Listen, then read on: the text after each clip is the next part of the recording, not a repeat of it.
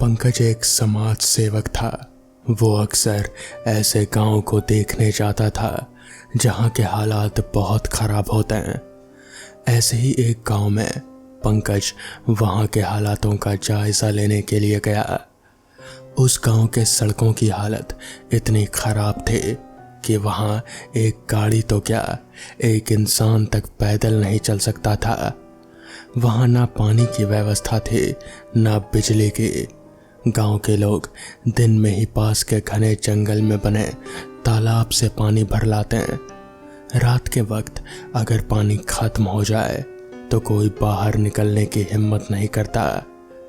एक तो रात के वक्त जंगल से जंगली जानवर गांव में घुस आते हैं, तो दूसरी ओर गांव के स्थानीय लोगों का कहना था कि चुड़ैल रात को जंगल में विचरण करती है।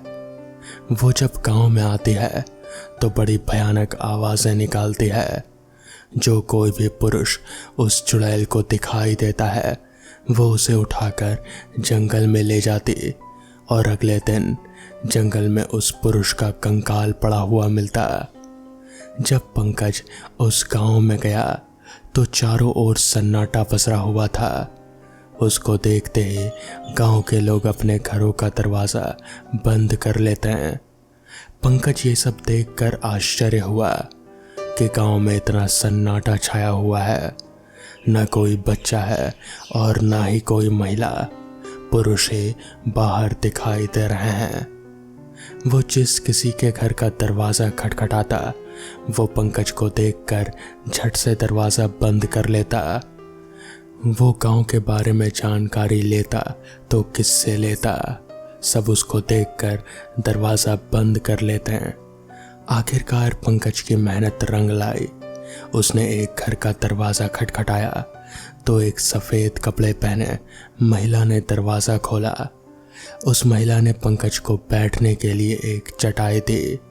उस महिला ने अपनी बेटी को पानी लाने को कहा।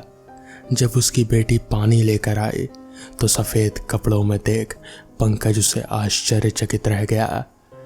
पंकज ने उस महिला से पूछा, ये सब आप लोगों के साथ कैसे हुआ? उस महिला ने पंकज को बताया, यहाँ हम ही विधवा नहीं हैं, बल्कि सब घरों में महिलाएं सफ़ेद कपड़ों में ही मिलेंगी।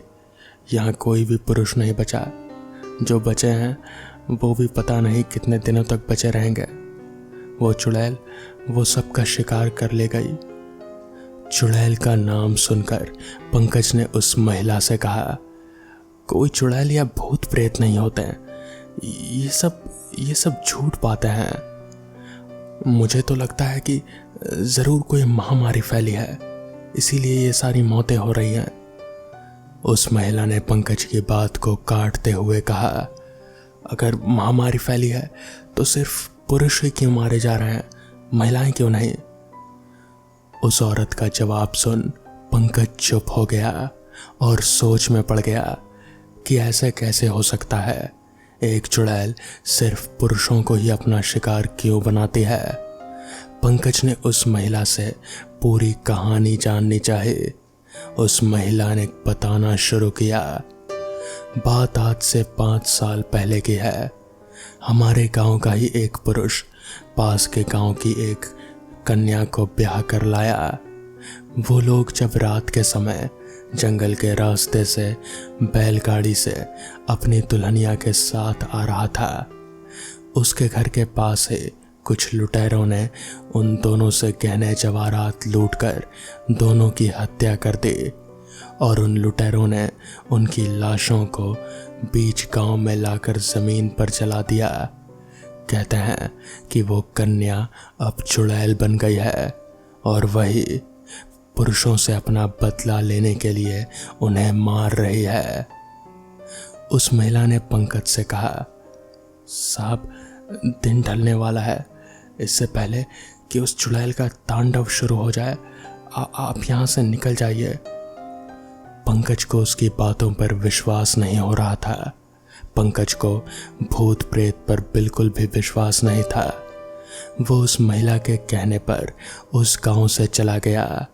उसने शहर पहुंचते ही सरकारी दफ्तरों में जाकर उस गांव के बारे में बात की।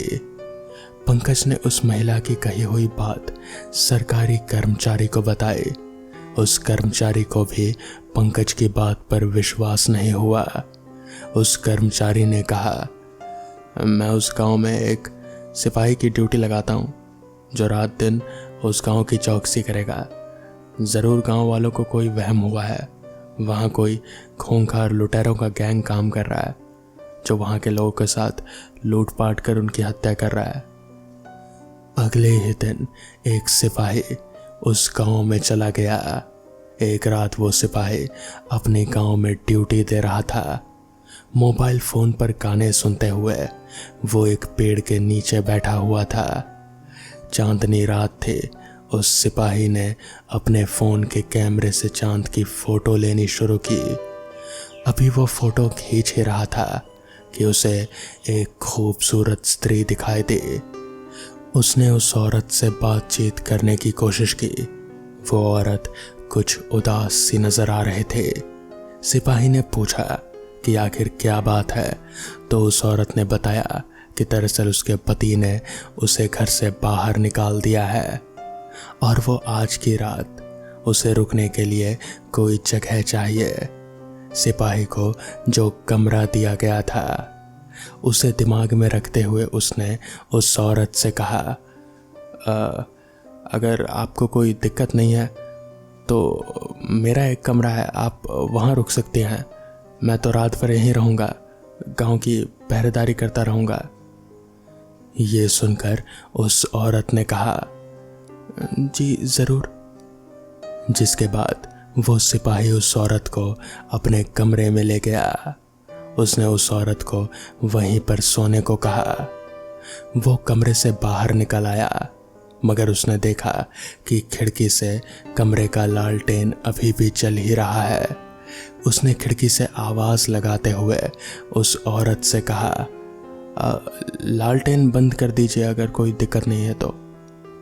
ये सुनते ही उस औरत ने वहीं से लेटे लेटे अपना लंबा हाथ करीब कमरे से 8 फीट दूर लालटेन की ओर बढ़ा दिया और फिर लालटेन बंद कर दिया। ये देखकर सिपाही की हक्की बक्की गुल हो गई। उसे कुछ समझ में नहीं आ रहा था कि आखिर एक औरत का हाथ इतना लंबा कैसे हो सकता है, मगर वो अब इतना ज़रूर समझ गया था कि ये कोई औरत नहीं बल्कि ये वही चुड़ैल है जिसके बारे में गांव वाले बातें करते हैं। वो अब ये समझ नहीं पा रहा था कि अब वो करे तो करे क्या। वो तुरंत ही पीछे मुड़ा वहां से भागने के लिए, मगर पीछे वही चुड़ैल खड़ी थी। अगली सुबह जब सिपाही कोई रिपोर्ट नहीं दे पाया तो फिर कुछ लोगों को सिपाही के कमरे में भेजा गया। वहीं कमरे के बाहर सिपाही की लाश पड़ी मिली। लाश क्या, वो बस कंकाल थे। आज तक कोई भी उस गांव में हो रही मौतों के पीछे का सही वजह नहीं जान सका। जिसने भी सही वजह जानने की कोशिश की वो कभी जिंदा ही नहीं बचा। तो दोस्तों, ये थी आज की पहली कहानी। तो चलिए बढ़ते हैं आज की दूसरी कहानी की ओर। कहानी की शुरुआत करीब 4 साल पहले होती है। साहिल और मैं बीटेक की पढ़ाई कर रहे थे। हम दोनों वहां पर एक रूम लेकर रहते थे। मैं थोड़ा पढ़ाई लिखाई में ध्यान देने वाला लड़का था और साहिल को घूमना फिरना बहुत पसंद था। साहिल हमेशा नई जगह पर घूमना पसंद करता था, जबकि मैं अपने घर पर बैठकर पढ़ाई करना ज़्यादा पसंद करता था। एक दिन हम सारे कॉलेज के ग्रुप के फ्रेंड्स बैठकर बातें कर ही रहे थे। तभी हमारे एक दोस्त अनिल ने हमें बताया, अरे तुम जानते हो क्या, अस्पताल के बगल वाले शमशान में क्या हुआ है?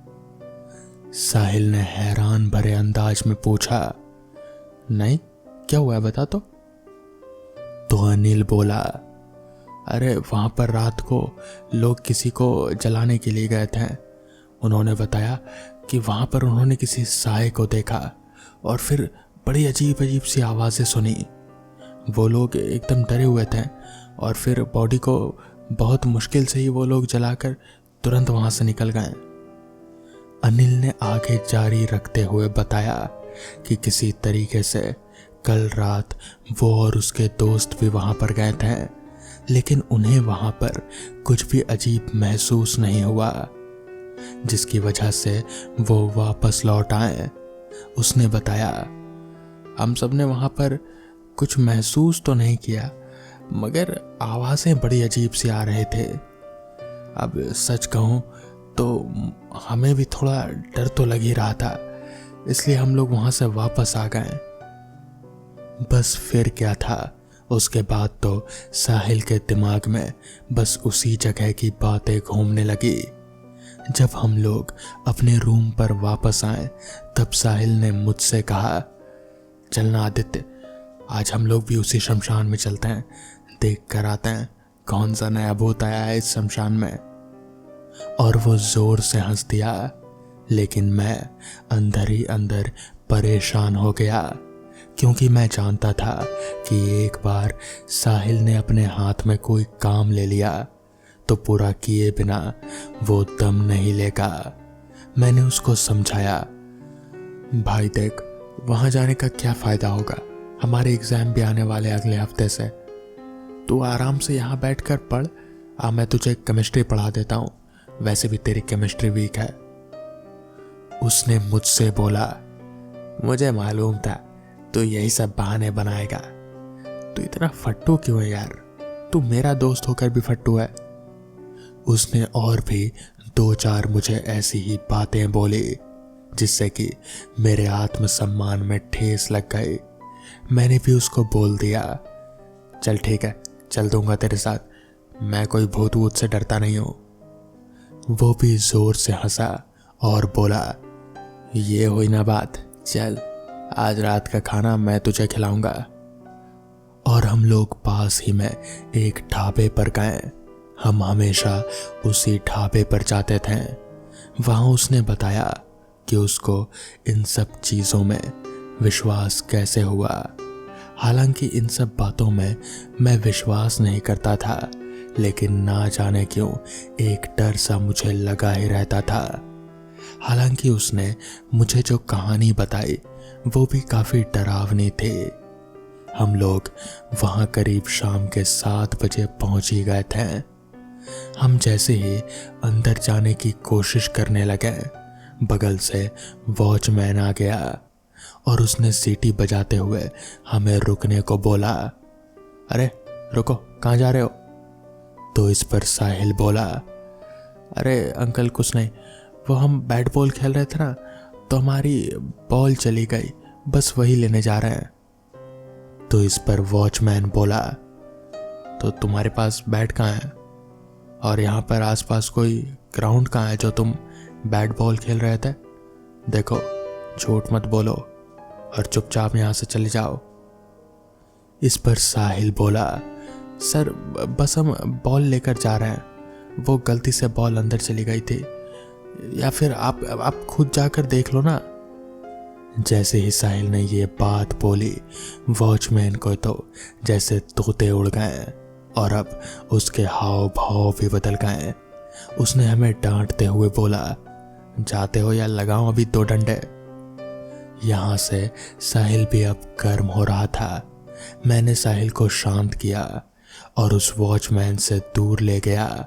साहिल अब जिद पर अड़ गया। उसने बोला, मैं तो जाकर ही रहूंगा, देखता हूं ये वॉचमैन मेरा क्या कर लेगा। मैंने उसको शांत करने के लिए ये बात बोली कि अभी वो वॉचमैन भी थोड़ी ही देर में सोने चला जाएगा, तो क्यों ना हम लोग थोड़ी देर बाद आए, या फिर करीब 12 साढ़े 12 बजे के आसपास आए। साहिल को ये प्लान पसंद आया और उसने बोला, ठीक है, हम रात में 12 बजे आएंगे, क्या बोलता है? मैंने अपना सिर हाँ में हिलाया और फिर साहिल वहां से आगे की ओर बढ़ गया।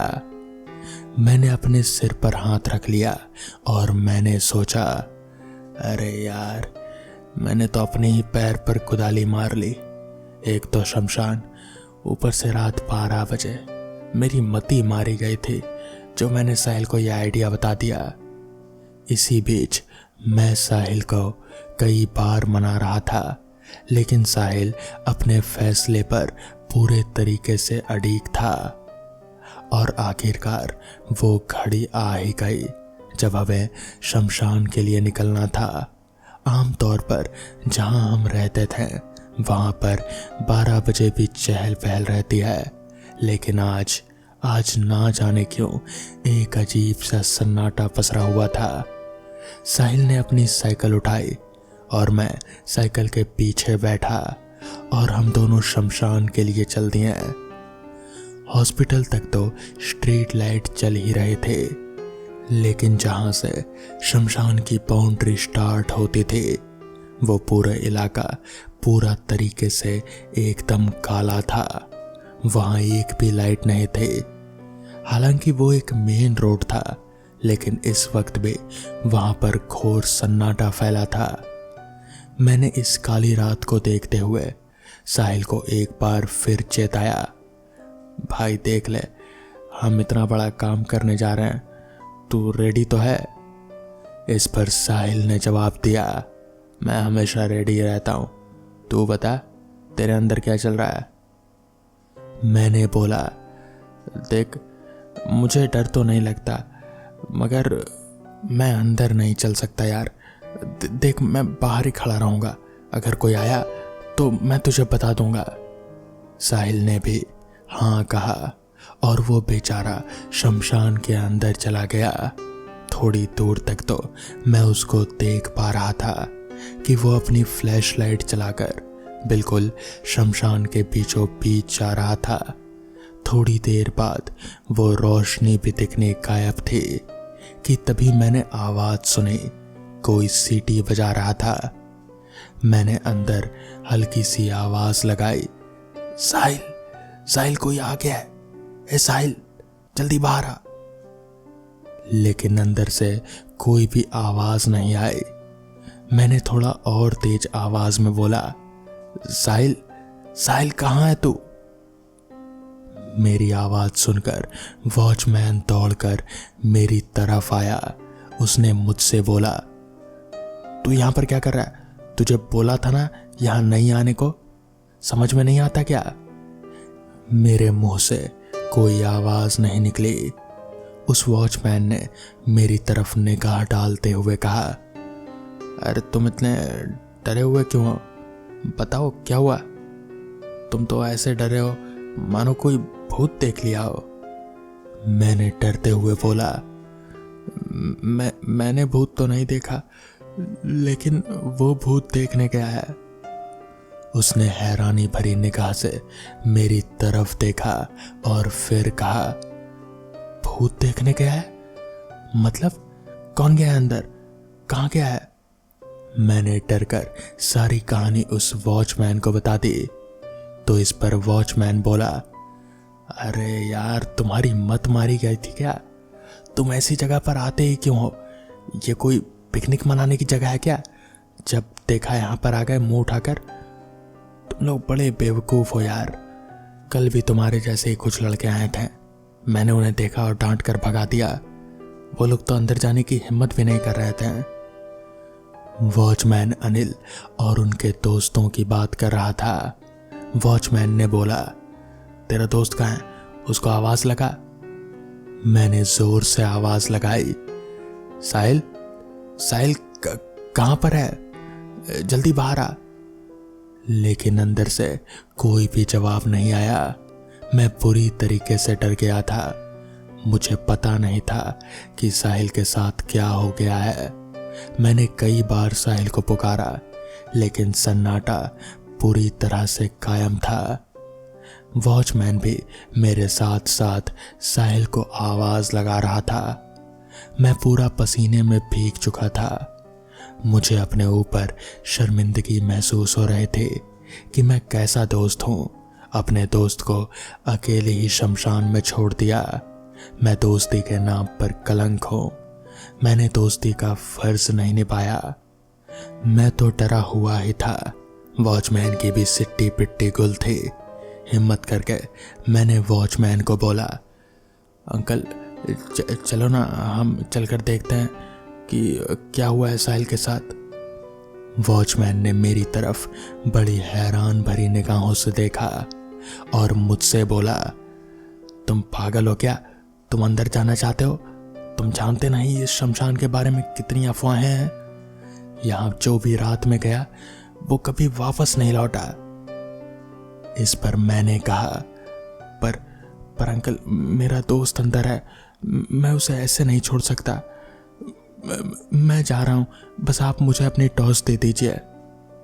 इस पर वॉचमैन ने मेरी ओर बड़ी हैरान भरी निगाहों से देखा और फिर थोड़ी देर कुछ सोचने के बाद बोला, तुम बच्चे लोग यार बड़े बेवकूफ हो। यहाँ आ जाते हो, बताओ ये पिकनिक की जगह है। चलो मैं भी तुम्हारे साथ ही चलता हूँ। जिसके बाद मैं और वॉचमैन हम दोनों शमशान के अंदर दाखिल हुए। शमशान के अंदर पूरा तरीके से अंधेरा पसरा हुआ था। अंधेरे के अलावा और कुछ भी नहीं था। आसपास बड़े ही जंगल झाड़ थे। मुझे कहीं पर भी आसपास साहिल नजर नहीं आ रहा था। हम लोग आगे बढ़ने लगे। शमशान में बहुत ही अजीब अजीब तरीके की आवाजें आ रही थी। कभी कभी तो ऐसा महसूस हो रहा था कि जैसे कोई औरत रो रही हो। मेरा तो पूरा रोम रोम कांप रहा था। वॉचमैन के भी हाथ थर थर कर रहे थे। हम लोग किसी तरह चलते चलते शमशान के बीचों बीच पहुंचे तो वहीं पर मुझे पास ही में एक टॉर्च पड़ी हुई दिखी जो कि जल रही थी। शायद यही साहिल की टॉर्च थी। हम लोग भागकर उस टॉर्च के पास गए तो पाया कि साहिल वहीं बगल में ही बेहोश पड़ा हुआ है। हम लोगों ने किसी तरह साहिल को उठाया और फिर उसे होश में लाने की कोशिश करने लगे। हम लोग अभी ये सब कर ही रहे थे कि तभी अचानक ही वो जो औरत के रोने की आवाज़ थी वो एकदम से तेज होने लगी और फिर हमें ऐसा महसूस होने लगा कि जैसे पास के झाड़ियों में कोई खड़ा है और वहां से घूर घूर कर हमें ही देख रहा है। वॉचमैन ने मेरी तरफ देखा और इशारे में कुछ कहा। मैं समझ गया कि वो मुझे क्या बताना चाह रहा है। हम दोनों ने साहिल को किसी तरह उठाया और फिर भागते भागते हम लोग शमशान से बाहर निकले। बाहर निकलकर वॉचमैन ने अपना पानी का बोतल लाया और साहिल के चेहरे पर मारा तो फिर साहिल होश में आया। होश में आने पर वो बुरी तरीके से डरा हुआ था। उसने जो घटना बताई वो सुनकर मेरे और वॉचमैन हम दोनों की रूह कांप गई। दरअसल उसने बताया कि वो शमशान में सीटी बजाते हुए आराम आराम से जा रहा था और वो मन ही मन भूतों का मजाक उड़ा रहा था कि तभी अचानक ही उसके सामने एक बहुत ही भयानक सी दिखने वाली औरत आ खड़ी हुई। उसका चेहरा पूरा जला हुआ था। आधे चेहरे पर हड्डियां नजर आ रहे थे। साहिल इतना डर गया कि वो वहीं पर गिरकर बेहोश हो गया। उस दिन के बाद से साहिल का घूमने फिरने का शौक छूट गया।